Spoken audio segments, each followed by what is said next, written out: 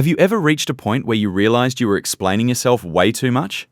You explain why you didn't reply. You explain why you made a certain decision. You explain why you walked away. You explain your intentions, your feelings, even your silence. And somehow, it is never enough. The more you explain, the more questions appear. But here's the strange thing about highly intelligent people. At some point, they stop. Not because they suddenly become cold. Not because they think they're better than everyone else. They stop because they discover something most people learn much later in life. Some people don't ask for explanations because they want to understand you. They ask because they want to challenge you. And once you learn to recognize that difference, the way you communicate with people changes forever. But to understand why, imagine what happened to a man named Daniel. Daniel was intelligent, thoughtful, and extremely self-aware. But he had one problem. He felt responsible for being understood. If he made a decision someone disliked, he explained it. If someone misunderstood his intentions, he corrected them.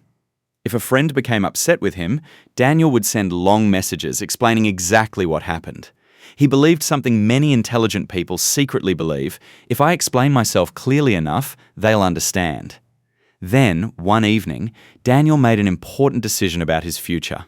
A close friend strongly disagreed. Daniel spent nearly an hour explaining everything: his reasons, his fears, his research, and every possibility he had considered. His friend listened.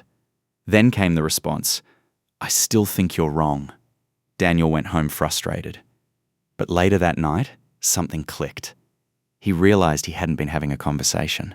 He had been defending himself in a courtroom where the verdict had already been decided. And that realization changed the way he saw people. Psychology becomes fascinating here because not every question is really a request for information. Sometimes, "Why did you do that?" means, "Help me understand you." But sometimes it secretly means, "Convince me that you're allowed to do that." Those are completely different things. A person who genuinely cares about you may ask questions because they want clarity. But someone who wants control may keep questioning you even after you've answered everything. You explain one point. They challenge another. You clarify that. They bring up something completely different. Suddenly, you're no longer communicating. You're defending. And the more intelligent you are, the easier it can be to fall into this trap, because intelligent people can see multiple sides of an argument. They think, maybe I didn't explain it properly, so they explain again and again. But here's the uncomfortable truth. Clarity cannot fix someone else's unwillingness to understand.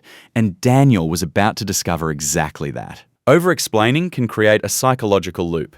You explain because you want to be understood. The other person questions your explanation. You explain even more. They find another detail to challenge. And now you're emotionally invested in proving yourself. The conversation becomes less about the original issue and more about getting the other person's approval. This is where people can accidentally give away something extremely valuable: their emotional power. Because every time you feel forced to prove that your choices are valid, you're allowing someone else to become the judge of your life. And there's another problem. The more details you provide, the more details someone can attack. Your explanation gives them 10 new things to argue about. That's why emotionally intelligent people eventually learn a different approach. They don't become less communicative. They become more selective. And Daniel got his first chance to test that lesson. A few months later, almost the exact same situation happened. Someone questioned another major decision Daniel had made. His old instinct immediately returned. Explain everything. Prove his reasoning. Make them understand. But this time, Daniel paused. He took a breath and said, "I've thought about this carefully, and I'm comfortable with my decision." The other person pushed back. "But why? Don't you think you're making a mistake?" Daniel felt the urge to start defending himself, but instead, he simply said, "You may see it differently." And he stopped.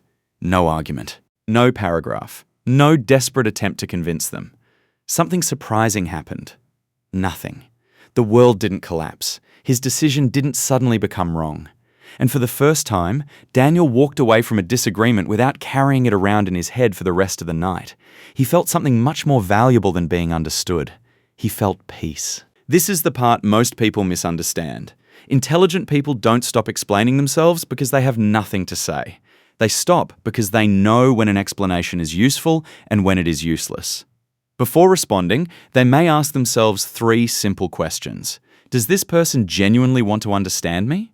Will this conversation actually change anything? And does this person even have a meaningful place in this decision? If the answer is no, silence becomes an option. Not angry silence. Not manipulative silence. Not the silent treatment. Just silence. Because emotional maturity is not about winning every conversation. It's about knowing which conversations are worth having. Your attention is limited. Your emotional energy is limited. Your time is limited. And every pointless argument spends a little piece of all three. That's why some of the smartest people you meet may appear unusually calm. They aren't ignoring everything. They simply stopped treating everything as an emergency. When you stop explaining every decision, something interesting happens. People can no longer easily pull you into endless debates. They accuse you. You don't panic. They misunderstand you. You don't immediately defend yourself. They disagree with your choice. You allow them to disagree. And slowly, you develop something much stronger than confidence. Self-trust. You begin to realize, I can listen to criticism without obeying it. I can be misunderstood without falling apart. I can admit I'm wrong without feeling worthless. And most importantly, someone doesn't have to agree with me for my decision to be valid. That's emotional intelligence. But there's a price. Because once you stop explaining yourself, some people may not like the new version of you. And that's where things get uncomfortable. The moment you stop over-explaining, someone may say you've changed. You're selfish now. You don't care anymore. You think you're better than everyone. You've become cold. And this is where many people go back to their old behavior. They start explaining again. They start proving that they're not selfish. They start trying to convince everyone that they're still a good person. But here's the psychological trap. You can spend your entire life correcting someone else's interpretation of you, and you'll never finish. Someone determined to see you as selfish may interpret your boundaries as selfishness. Someone who wants control may interpret your independence as disrespect. Someone who needs your approval may interpret your confidence as arrogance. You cannot control that. What you can control is whether you betray yourself just to be understood. And intelligent people eventually choose themselves. Not because they don't care about people, because they finally understand that their peace matters too. At the deepest level, this isn't really about communication. It's about identity. When you don't trust yourself, you need other people to confirm that your choices are okay. But when self-trust grows, something changes. You can hear criticism without immediately becoming defensive. You can say, maybe you're right. You can also say, I understand your opinion, but I'm still choosing this. That's real confidence. Not being the loudest person in the room. Not having an answer for everything. Not making everyone agree with you. It's being secure enough to let someone misunderstand you without desperately chasing them for approval. And perhaps the biggest sign of emotional maturity is this. You no longer need every person to understand your story. The people who genuinely care will ask. The people who respect you will listen. And the people who only wanted control will eventually reveal themselves. Which brings us to the final lesson. So the next time someone demands an explanation from you, pause. Don't automatically defend yourself. Ask, are they trying to understand me, or are they trying to control the conversation? If you've made a mistake, own it. If someone genuinely deserves clarity, give it. If someone you love is confused, communicate. But if you've already explained yourself clearly and the person simply keeps moving the goalposts, you don't have to keep playing. You don't have to prove your worth. You don't have to defend every decision. And you don't have to convince everyone to understand you. Because the moment you stop needing everyone's approval, something powerful happens. You become quieter, calmer, more selective. And strangely, more confident. You realize that peace doesn't come from finally convincing everyone you're right. Peace comes from knowing who you are, even when someone else doesn't understand. So remember this. Not everyone deserves your explanation. Not everyone deserves your energy. And not everyone deserves access to your peace. If this video made you look at your own relationships differently, subscribe to Veltrix Mind, because sometimes understanding human psychology starts with understanding yourself.